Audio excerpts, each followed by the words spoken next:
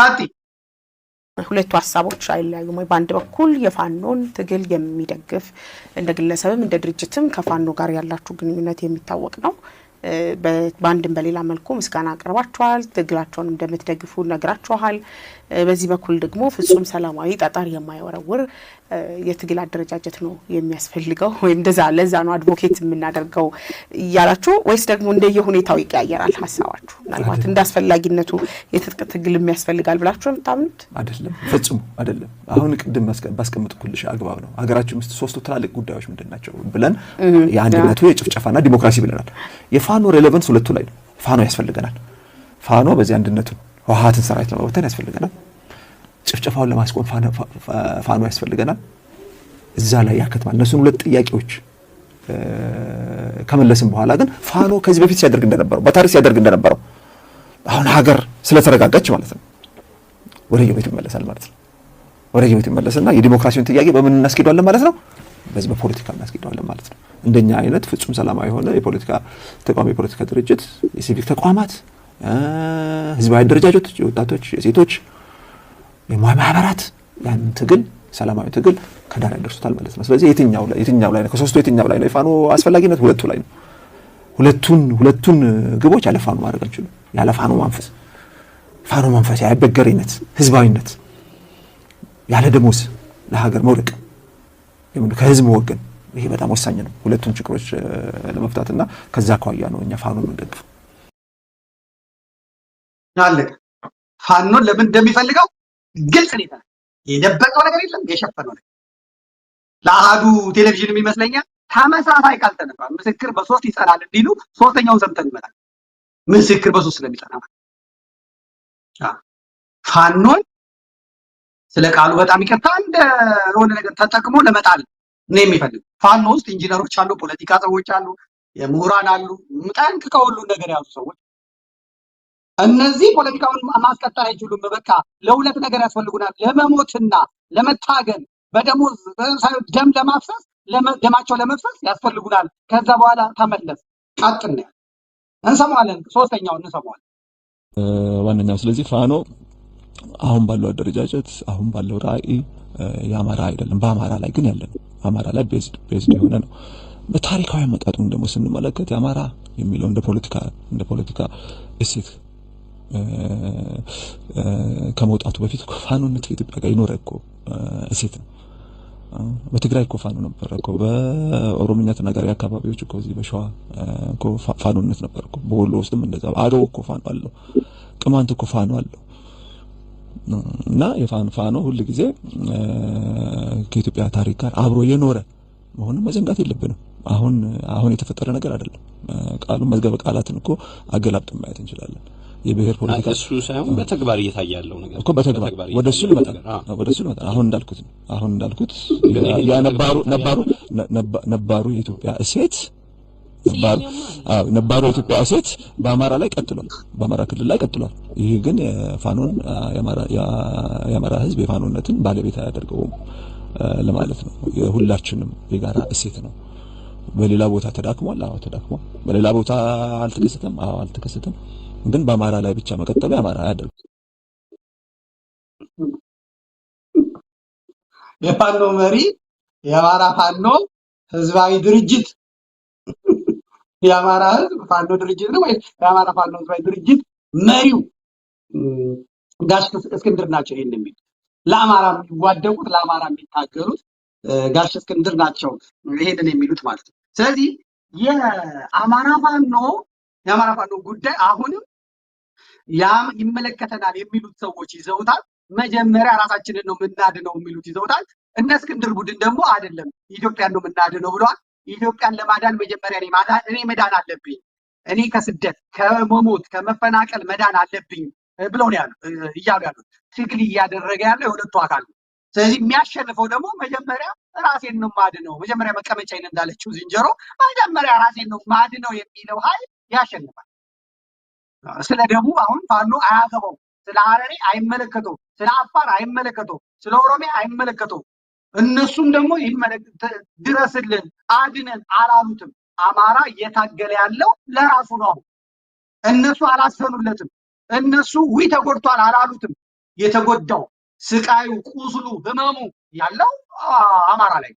አማራው የራሴን መንገድ ብሏል። ሌላው ቢስቅ በጣም ጉዳይ አይደለም። አሁን ያንን የሚያስብበት ጊዜው ስላልሆነ ማለት ነው። ወደ ስልክ ጥሪዎች ነው የምንሄደው። ይሄ የስልክ ጥሪ ብዙ ጣጣ ነው የሚያመጣው። የፋኖ ትግል ገንዘብ ነው። ገንዘብ ካለ በታትነዋለሁ ነው የሚለው ሰለሞን አጥናፎ ነው የሚለው። ገንዘብ ካገኘው እኔ አንድ ቀን አላሳድረውም። የጎንደር ፋኖን ውሪ ነው፣ ውጫጭ ነው፣ ያነሰኝ ገንዘብ ነው ነው የሚለው። የፋኖ ትግል በገንዘብ የሚበተን ከሆነ እንደ ሰለሞን አጠናው የእስክንድር ገንዘብ የእስክንድር ዶላር የሚበትነው ከሆነ ትላንት ነበር የሚበተነው፣ አልፏል። የለም አሁን ንብረቱ ወድሟል፣ ሀብቱ ወድሟል፣ ተባሯል። በመኖርና ባለመኖር መካከል ላይ ያለው ኑሮ አያጓጓውም፣ ህይወት አያጓጓውም። የመረረው ህዝብ ነው። ሰለሞንን ሰምተን እንምጣ። ማን ነው ይህንንስ የበተነው? ገንዘብ ጣልቃ ሲገባ የምንሰማው ይህንን ነው። እንሰማዋለን። እስክንድር ለሰለሞን ይደውል። ፋይናንስ ችግሩ አውዛው ነው ያለው። የፋይናንስ ችግሩ አሁንም ታላቁ መፈታት አለበት ብዬ አስባለሁ። በቃ በፍጥነት ዶክተር አምሳሎንም ጧት ነግሬዋለሁ። ምናልባትም የተያዘው ገንዘብ ላይ እናንተ ትክክለኛውን ክትትል እያደረጋችሁ ስላልሆነ ነው ያልተለቀቀው የሚል ነገር ሁሉ ብየዋለሁ። በቃ ሰው መድበህ አንተ ይሄን ክትትል አድርገህ ቶሎ እንዲለቀቅ አድርግ። በዚህ ቀን ተብሏል፣ በዚህ ቀን ተብሏል የሚለው እሱ ምንም አይሰራም። ቀጥሎ ወደ ሌላ ገንዘብ ስብሰባ ግቡ፣ ሌላ አማራጭም ካለ እንትን በሉ ነው ያልነው። አሁን በቀደም አወራን፣ ስለ ቁስለኛ አወራን። በጣም አዘንኩ፣ እኔም በጣም አዘንኩ ማለት ነው። ለሱ እኮ ተነጋግረናል። ለሱ ምን ያደርጋል? አሁን የሆነ ነገር ልክ ያለው አለ። ምንድን ነው የሚሆነው? ምን እናደርገዋለን?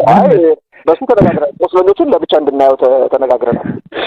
ቁስለኞቹን ለብቻ እንዲታይ፣ ያኛው ደግሞ ለብቻው እንዲታይ ተነጋግረናል። እንግዲህ ምን እንዳደረገ ዝርዝሩን አልነገረኝም። ለምን ምንድን ነው ያደረኩት? እያሱ ጋር አገናኝቼ ከእያሱ ጋር እንዲጨርሱት ነው የተነጋገርነው። ያው እያሱም የሆነ ቀመር ሰርቶ የሆነ ነገር ብሎታል። በዛ ልክ አይደለም እንትኑ ኦልሬዲ። ዋናው ግን ታላቁ ነው አንተ ትኩረት እንድትሰጠው የምፈልገው። አሁንም የውጭ ወዳጆችም የተለያዩ ሰዎችም ካሉ ትኩረት አድርገህ ፋይናንስ ማስተካከል ከቻልክ እውነት ለመናገር ይሄን ሁሉ ብትንትኑ እንደምናወጣው ነው የምነግርህ። ብትንትኑን ማለት ነው። እውነት ነው። ብትንትኑ እናወጣዋለን። እንደኛ በነገራችን ላይ ያለ ፋይናንስ ትግል ሊኖር አይችልም። ይሄ በእኛ ብቻ አይደለም፣ በእኛ የዓለም ህግ ነው። የዓለም ህግ እንኳን አይደለም ትግል በነገራችን ላይ መንግስት ማለት ነው፣ የመንግስት ስራ ማለት ነው። መንግስት ስራ ያለ ገንዘብ ይሆናል፣ ያለ ፋይናንስ ይሆናል። መንግስት እሱ የሚቆመው እኮ ፋይናንስ ካለ ነው። ማንኛቸውም ነገር በፋይናንስ ነው የቆመው። ይሄ የሰው ልጅ ታሪክ መስራት ከጀመረበት ጊዜ አንስቶ ያለ እውነት ነው። ፋይናንስ እሱ ነው። እኔ እሱ ላይ አንተ ትግል ማድረግ አንችልም። ፋይናንስ ትግል ማድረግ እሱ ምንድነው አንተ የምትለውም ነው በመቶ ተቀብዬ ምናልባት ከዛም በላይ ተቀብዬ እንግዲህ በተለያየ መንገድ እየተፈተንን ነው። በተለያየ መንገድ እየተፈተንን ነው። አውዛው ነው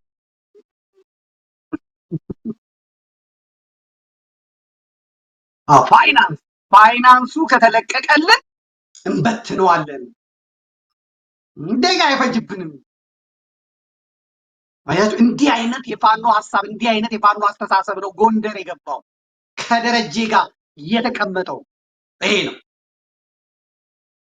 ገንዘብ ካገኘ አፈር ከድሜ እንደሚያበላ ብትንትሉ እንደሚያወጣ እንኳን ከእስክንድር አይደለም መንግስቱ ፋይናንስ ከመደበላቸው ገንዘብ እንዲደርሳቸው ካደረገ ለመበታተን ዝግጁ ናቸው ማለት። ትግል ውስጥ ነጋዴ ሲገባ፣ ትግል ውስጥ ሌባ ሲገባ፣ ትግል ውስጥ የትግሉ ዓላማ ያልገባው ሰው ሲገባ ይሄ አውቃለሁ። የሸዋ የነ መከታው ቡድን በሳምንት 35,000 ዶላር ይላክለት ነበር። ጠብ ያለ ነገር የለም። የነ ደሳለኝ ቡድን ምንም የለውም ነበረ። አፈር በልተው አፈር ልሰው ገንዘባችሁን ይዛችሁ ጥፉ ብለው ገንዘብ እንርዳችሁ ያላቸውን እንኳን ጥፉ አፈር ልሰን እንነሳለን ብለው ነው። እነ ፍቅሩ ላስታ ላሊበላ ያሉት 0.5 ሳንቲም የለም። አፈር ልሰው አፈር ጤና ለሰው ነው የተነሳው። ቀረጥ እንኳን የሚቀርጡ የሌለባቸው የነባዬ የነማይነማበል በቂ የለም። ትግል ማለት እንደዚህ አፈር ቅጠል እየበሉ ሙጫ እየበሉ ቀጋ እየበሉ በለስ እየበሉ ወሎ ደርሶ የመጣ እኮ አንድ የውጭ ሀገር ተቺ ምንድን ነው ያለው? እንዴት ነው እንደዚህ ይሁላ ከብት እያለ አርዳችሁ አትበሉም ወይ? ነፃ እናወጣለን ብለን ወተን እንዴት ነው ደግሞ ከብቱን አርደንበት የበለጠ መቀመቅ ምን ከተው እስኪሉ ድረስ ለህዝባቸው የሚያዝኑ የሚራሩ ናቸው። እነ ደረጀ ነግረውኛል። እስክንድርንም የተያዘው 1.2 ሚሊዮን ዶላር ተለቆ እስኪሰጠን ነበር። ለኔ የሚያዙ ለኔ ለራሴ ያሉ እስክንድርን የምንከተለው ለዛ። እሱም ደግሞ ብልጥ ነው። ያችን ብር ይዞ ይችን ፈጽሙ፣ ይችን እልክላችኋለሁ፣ ለቁስለኛ ይሄው እልክላችኋለሁ እያለ በገንዘቡ አፈር ከደች ያበላቸው። ይሄ ጎንደርን ማዋረድ ነው። አማራን ማዋረድ ነው። ወንድምን በገንዘብ መለወጥ ነው። ይሄን መቃወም ጽድቅ እንጂ ኩነኔ